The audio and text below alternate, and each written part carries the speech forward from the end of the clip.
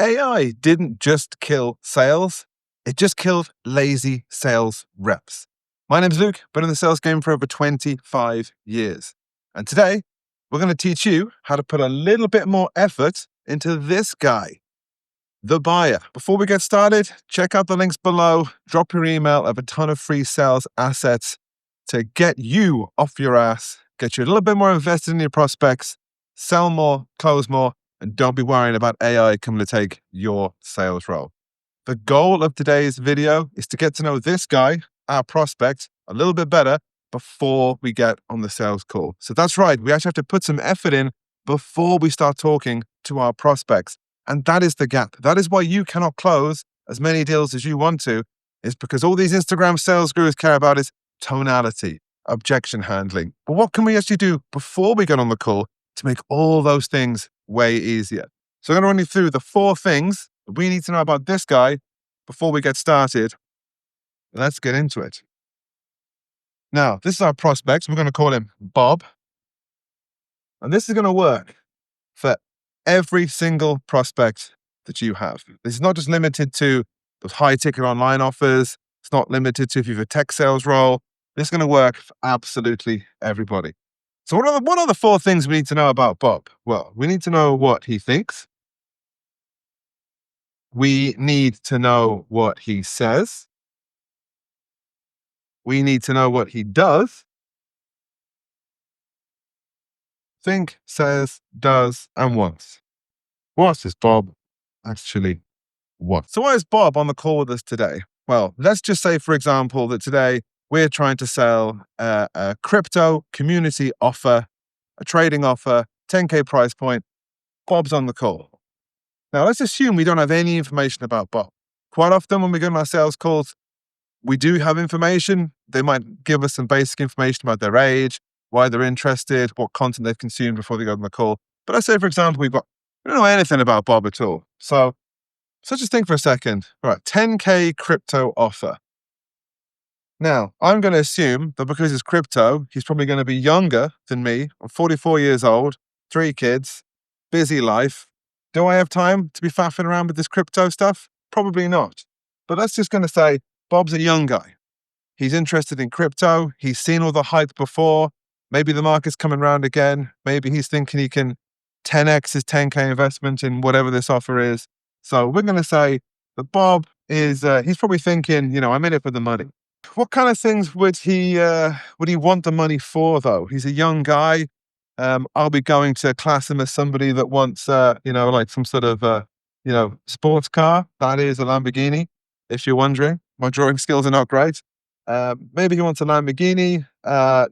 Maybe on the other hand, though, maybe he's trying to support his family. So many kids nowadays, they grow up with single parent homes. Maybe he's looking for, a nice big present for his mum, something like that. So, there's two things to think about there. What does he do? What does Bob do? Like so many young kids nowadays, he might be unemployed. He might be living in his mum's basement. He might have some sort of entry-level job, maybe in the tech space, maybe in the labor space. But I think we're going to all agree that maybe Bob doesn't do a lot, and maybe he spends a lot of his time, in front of the computer gaming.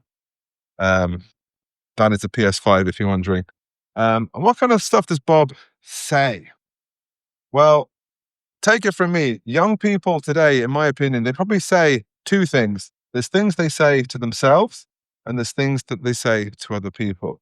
So I think outwardly, Bob probably doesn't say too much, probably conforms with the crew, with the crowd, falls in line on social media, dresses the same as all his friends. So, life over here, we have a lot of Bobs. He just says and does the same stuff as all the other Bobs.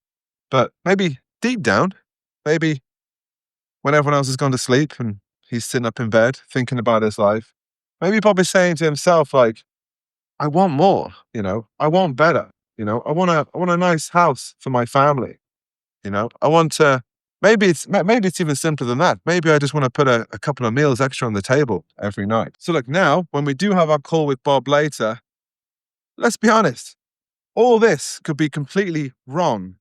But what have we done there? We've just taken 5 minutes out of our day before we get on the call with Bob to try and understand what kind of person is going to be on the call? What kind of person is interested in the offer that we are trying to sell? Okay, let's go down a different avenue. Let's say that we're in tech sales. So we're in that corporate life, we've a corporate sales role, and Bob is the CFO of a Fortune 500 company, and he's looking at us for some gigantic IT cybersecurity solution. I'm just making this off the top of my head. Okay. Bob's the CFO. What does he think? Well, he also thinks about money. He's the chief financial officer. It's his job to make sure the company makes money, stays compliant, all that good stuff.